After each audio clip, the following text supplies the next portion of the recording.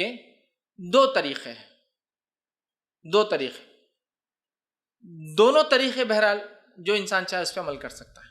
دعائے قنوت رکوع سے پہلے اور دعائے قنوت رکوع کے بعد۔ پہلے تو کلیئر کر دیا میں، دعائے قنوت پڑھنا کمپلسری نہیں لیکن پڑھ سکتا ہے۔ دعائے قنوت رکوع سے پہلے اور دعائے قنوت رکوع کے بعد، اس کا طریقہ کیا ہے؟ آپ نے رکعت باندھی، سورہ فاتحہ ضمی سورہ ملایا، ٹھیک ہے، مطلب یہ آخری رکعت کی بات کر رہا ہوں میں، آخری رکعت مطلب آپ تیسری رکعت میں اٹھے، مطلب یہ دعائے قنوت آپ جب پڑھیں گے تو وتر کی آخری رکعت میں پڑھیں گے، ایک پڑھے تو اس کے اندر، تین پڑھے تو تیسری میں، پانچ پڑھے تو پانچویں میں، سات پڑھے تو ساتویں میں، نو پڑھے تو نویں رکعت میں ہوں گا۔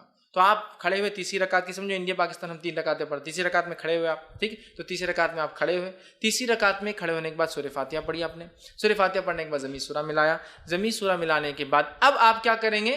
دعائیں قنوت اپنی شروع کر دیں گے، ٹھیک۔ اس کے لیے خاص ہاتھ اٹھا کر واپس باندھنا یہ سنت سے ثابت نہیں ہے، اللہ اکبر کہنا بھی سنت سے ثابت نہیں ہے، ہاتھ اٹھانا بھی ثابت نہیں ہے۔ تو آپ سورہ فاتحہ پڑھی اور سمجھو 3 رکعت میں آپ سورہ اخلاص پڑھ رہے، سمجھے آخری سورہ اخلاص پڑھی، اور اس کے بعد آپ اللہم اہدنی فیمن ہدیت، اور وہ دعا آپ اس کے بعد شروع کر دیں گے پڑھنا۔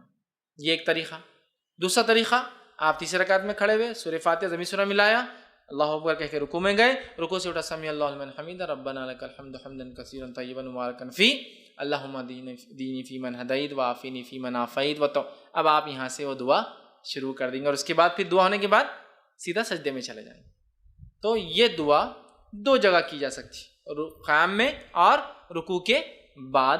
اس میں افضل قیام میں کرنا ہے، اس میں افضل قیام میں کرنا ہے، گو رکوع کے بعد بھی کی جا سکتی۔ امام بخاری نے ایک باب ہی باندھ دیا اپنی کتاب میں کہ قنوت، وتر میں قنوت رکوع سے پہلے اور رکوع کے بعد، مطلب قیام میں اور رکوع کے بعد، دونوں ہی درست ہے، لیکن افضل کیا ہے؟ قیام میں کر لے آپ، یہ زیادہ افضل ہے، اس لیے کہ نبی اکرم صلی اللہ علیہ وسلم نے فرمایا، حدیث جو ہے نسائی کی اور ابن ماجہ کی ہے، ابی بن کعب رضی اللہ عنہ فرماتے ہیں، کہتے ہیں نبی اکرم صلی اللہ علیہ وسلم رکوع جانے سے پہلے دعائے قنوت پڑھا کرتے تھے، رکوع میں جانے سے پہلے دعائے قنوت پڑھا کرتے تھے۔ تو اس سے میں کہہ رہا ہوں رکوع سے پہلے پڑھ لینا یہ افضل ہے۔ اب اس میں کیا، اس میں ہاتھ اٹھایا جائے؟ تو ہاں، آپ اس میں چاہے تو ہاتھ باندھ کر بھی کر سکتے ہیں قنوت، اور ہاتھ اٹھا کر، چونکہ دعا میں ہاتھ اٹھانا یہ سنت، یہ ادب ہے، تو آپ ہاتھ اٹھا کے بھی کر سکتے ہیں، لیکن ہاتھ اٹھانے کے بعد چہرے پر ہاتھ پھیر کر پھر رکوع میں جانا یہ درست نہیں ہے، اس لیے کہ کسی بھی دعا کے بعد چہرے پر ہاتھ پھیرنے والی روایت ابو داؤد کی ضعیف ہے۔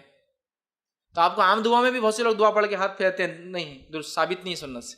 دعا پڑھیے اور چھوڑ دیجیے، دعا ہو چھوڑ دیجیے، بہت سے لوگ ہاتھ پھیرتے ہیں۔ تو اسی طرح دعا میں چونکہ ہاتھ اٹھائے جا سکتے تو ابو داؤد کی روایت کے مطلب آپ رات میں بھی ہاتھ اٹھا سکتے ہیں، وتر کے اندر دعا جب کر رہے ہیں، آپ سمجھ لیجیے آپ نے قیام کیا، سورہ فاتحہ اور سورہ اخلاص پڑھ لی، اس کے بعد اللہم اہدنی فیمن ہدیت وہ پڑھ لیا، اور پھر سیدھا رکوع میں آپ چلے گئے۔